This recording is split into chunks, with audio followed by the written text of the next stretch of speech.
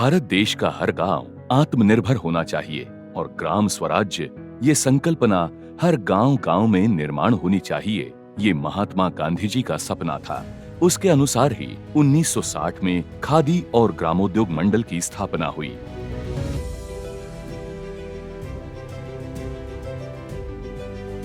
मंडल के अधिकार क्षेत्र में आने वाले अनेक लघु उद्योग हैं। उनमें से एक है मधुमक्खी पालन। संपूर्ण देश में पहली बार ये अनोखा प्रयोग किया जा रहा है। वहाँ के स्थानिक नागरिकों को मधुमक्खी की अहम भूमिका समझे और उसका प्रचार हो, इस हेतु से इस संकल्पना का निर्माण किया जा रहा है। और ये संकल्पना सिर्फ सातारा और महाबलेश्वर तक सीमित ना रखते हुए राज्य के अनेक गांव मांघर जैसे निर्माण हो, ये ध्येय विभाग ने सामने रखा है। जनता के सहकार्य से एक बड़ा काम पूर्ण हो रहा है। यह समाधान महाराष्ट्र शासन को निश्चित ही मिल रहा है। शहद का कलेक्शन और उसके साथ मधुमक्खी की संख्या बढ़ाना, ये जो प्रमुख उद्देश्य है वो सफल हो रहे हैं। हमारे जो ग्राहक है उनको शुद्ध शहद आसानी से उपलब्ध होगा। कुदरत के बायोडायवर्सिटी चेन में मधुमक्खी का स्थान बहुत अहम है और इस प्रकार से इस क्रांति का सिर्फ महाराष्ट्र में नहीं तो पूरे देश में यह पहला गांव माना जा रहा है। उसके लिए सभी गांववासियों को हार्दिक बधाई देता हूं। मधुमक्खी पालन ये कुदरत को सहायता देने वाला व्यवसाय है। इंसान और कुदरत को करीब लाने वाली एक कड़ी है। मधुमक्खी ये कुदरत में अन्न श्रृंखला मजबूत करने वाला सामाजिक कीटक है। इसीलिए उसका जतन और संवर्धन करना ये हम सब की जिम्मेदारी है।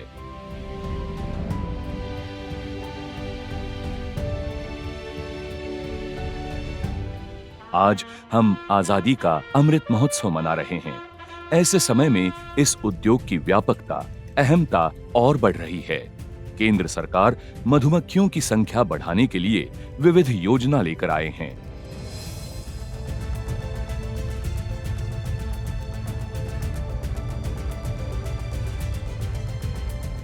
तथा महाराष्ट्र शासन भी राज्य में शहद केंद्र योजना को बढ़ावा दे रहे हैं और इसके लिए खादी और ग्रामोद्योग मंडल ये राज्य की मधुमक्खी पालन के लिए नोडल एजेंसी है।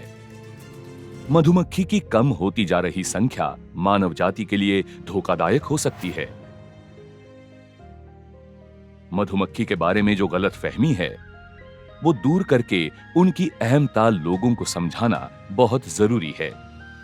मधुमक्खी के छत्ते का जतन करके उनका संवर्धन करने के लिए मंडल अनेक योजना बना रहा है। लोगों को प्रशिक्षण दिया जा रहा है।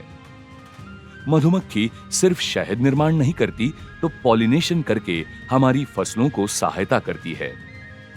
कुदरत की अन्न श्रृंखला अखंड चलने के लिए मधुमक्खी का संवर्धन होकर सृष्टि की रक्षा के लिए और गांव के लोगों को रोजगार मिले और उसके साथ ही मधु पर्यटन हो, इसके लिए मंडल लेकर आया है एक अनोखी संकल्पना, शहद का गांव, मधाचे गांव।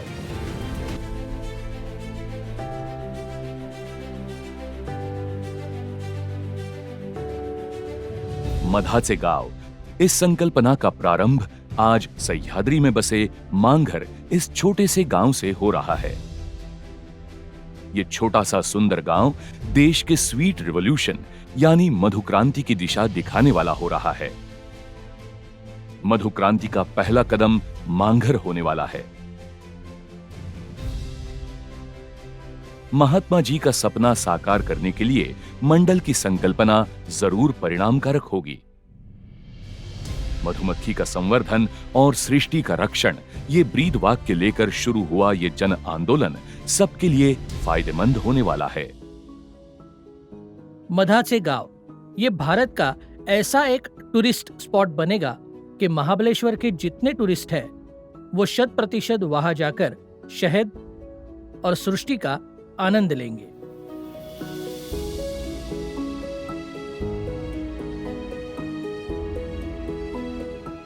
हमारी शहद केंद्र योजना जो हम 2019 से चला रहे हैं, उसमें पहले से ही जनजागृति मेला, प्रशिक्षण, शहद पेटी देना, ये सब है। और उसके बाद हमी भाव में हम शहद खरीदते भी है और उस शहद का प्रोसेसिंग करके मधुबन इस ब्रांड से हम बेच रहे हैं। ये जो प्रयास है मधाचे गांव, इसमें ऐसा है कि इस योजना में हमने एक गांव के ऊपर फोकस किया। उस गांव का विकास होने के साथ ही मधुमक्खी पालन ये अच्छे व्यवसाय के रूप में हम एस्टैब्लिश कर सकेंगे, जिससे गांव वालों को अच्छा रोजगार भी मिलेगा। उस गांव का संपूर्ण विकास होकर वहां का जो हरित आवरण है वो भी बढ़ेगा और साथ ही गांव का सौंदर्य भी। और इस प्रकार से केमिकल खाद से जो मधुमक्खी की संख्या कम होती जा रही है, जो बहुत चिंताजनक है, उसमें भी हमें इसकी मदद होगी। उस गांव में सेंद्रिय खेती यानी ऑर्गेनिक फार्मिंग को भी बहुत बढ़ावा मिलने वाला है। लोग मधुबन नाम से सामूहिक मधुमक्खी पालन कर रहे हैं और उन्होंने मधुबन एपियरी भी स्थापित की है। इस शहद का कलेक्शन वहां होगा और प्रोसेसिंग होकर शहद वहीं से बेचा जाएगा।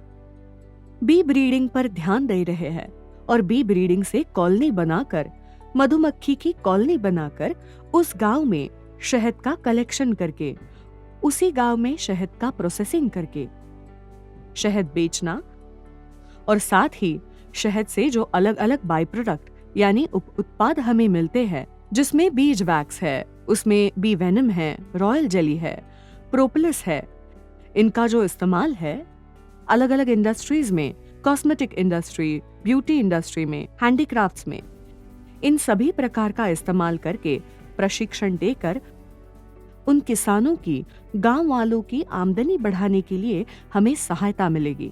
इस प्रकार की योजना हम मधाचे गांव में बनाने वाले हैं। महाराष्ट्र शासन ने इस संकल्पना के योजना का प्रारंभ किया है। इसमें जनता के सहायता से हम जो गांव चुन रहे हैं उसमें मधुमक्खी की संख्या कैसे बढ़ा सकते हैं, शहद का उत्पाद कैसे बढ़ा सकते हैं, इसके लिए प्रयास किए जाने वाले हैं। केंद्र सरकार ने ये मधुक्रांति नाम की नई योजना बनाई है। महाराष्ट्र राज्य इसमें और क्या क्या किया जा सकता है इसकी योजना बना रहा है। और वो सुनहरा दिन आया जिसकी राह पूरा महाराष्ट्र देख रहा था।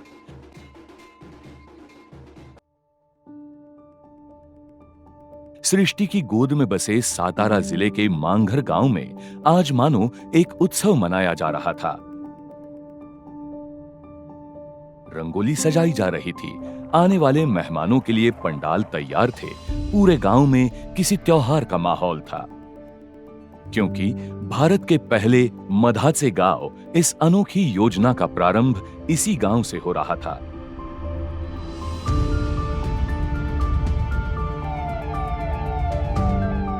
इस योजना के शुभारंभ के लिए राज्य के आदरणीय मंत्री महोदय और मान्यवर उपस्थित थे। उन्होंने बहुत खुशी के साथ इस योजना का शुभारंभ किया और बिक्री केंद्र में जाकर सभी उत्पादों के बारे में जानकारी ली।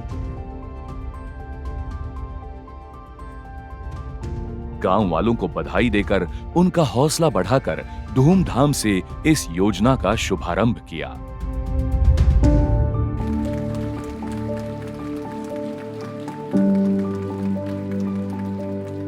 मेरी जो टीम है, शहद संचालनालय का जो मुख्य कार्यालय है, वहाँ डेप्यूटी सीईओ जगताप, हमारे डीआर पाटिल साहब जो संचालक है और उनकी पूरी टीम जो मेरे सहयोगियों की है, उन सभी को मैं धन्यवाद देती हूँ। हाल ही में कृषि पर्यटन धोरण की घोषणा की गई है, एग्रो टूरिज्म पॉलिसी। उस एग्रो टूरिज्म पॉलिसी के द्वारा भी हम इस शहद के गांव का ज्यादा से ज्यादा प्रचार शुरू करेंगे, जिससे ज्यादा से ज्यादा टूरिस्ट तक ये काम पहुंच सकेगा। शहद ये बहुत गुणकारी होता है और स्कूल के उम्र में अगर छात्रों को इसे उपलब्ध करवा दिया जाए, हफ्ते में एक बार भी हमारे पोषण आहार के माध्यम से उसका सेवन अगर छोटे बच्चों ने किया तो जरूर उनकी इम्यूनिटी या शारीरिक विकास और अच्छे तरीके से हो सकता है। मैंने स्कूल के क्रीड़ा विभाग को भी इसके बारे में निवेदन दिया है। हम स्कूल क्रीड़ा विभाग को फिर से विनती करेंगे कि वो इस पायलट प्रोजेक्ट को अपने अपने स्कूलों में चलाएं। इसके 2 फायदे हैं। पहला, इससे बच्चों की सेहत को फायदा मिलेगा और शहद का जो उत्पाद है उसके लिए अच्छे तरीके का मार्केट उपलब्ध हो सकेगा। रायगढ़ जिले की हद में जो नया इंटरनेशनल एयरपोर्ट हो रहा है, उसमें भी हमने एक विनती की है कि हमारे खादी और ग्रामोद्योग का एक स्वतंत्र दालन उस एयरपोर्ट पर होना चाहिए। दुनिया भर से जो टूरिस्ट यहाँ आते हैं, उन तक हमारे ये प्रोडक्ट्स जा सके। हमारी इस विनती को एयरपोर्ट मैनेजमेंट ने सकारात्मक प्रतिसाद दिया है। शहद के बारे में महाराष्ट्र सरकार और खादी ग्रामोद्योग मंडल जो है, हमने खास एक शहद का संचालनालय किया है। इन सभी लोगों ने इतना अच्छा काम किया है, जिसमें प्रशिक्षण देना है, और जो शहद बनाने का काम करने के लिए तैयार होते हैं, उनको सभी प्रकार की मदद की जाती है।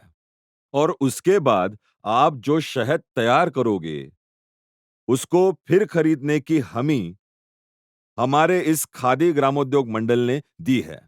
शहद ज्यादा बेचना है और शहद का उत्पादन बढ़ाना है। इसके लिए गांव वाले तैयार हो रहे हैं। कुछ जानकारों ने कहा है कि 30% मधुमक्खियां कम हो गई है, और ये धोखे की सूचना है। अगर हम सबको, इतनी बड़ी आबादी को सही मात्रा में अनाज मिलना चाहिए, तो पॉलिनेशन करके अनाज का उत्पादन बढ़ाने वाली मधुमक्खियों की संख्या भी बढ़नी चाहिए। वो कम नहीं होनी चाहिए। अभी वो कम हो रही है। यहाँ लगभग 85% लोग यही काम कर रहे हैं। यानी हमने घोषित करने से पहले ही ये मदासे गांव बन चुका है। आज सिर्फ मोहर लगी है। ये मोहर लगाने का जो मुहूर्त हुआ है, उसकी शिल्पकार अगर कोई है तो वो अंशु सिन्हा मैडम है। उन्होंने ये प्रयास किए हैं।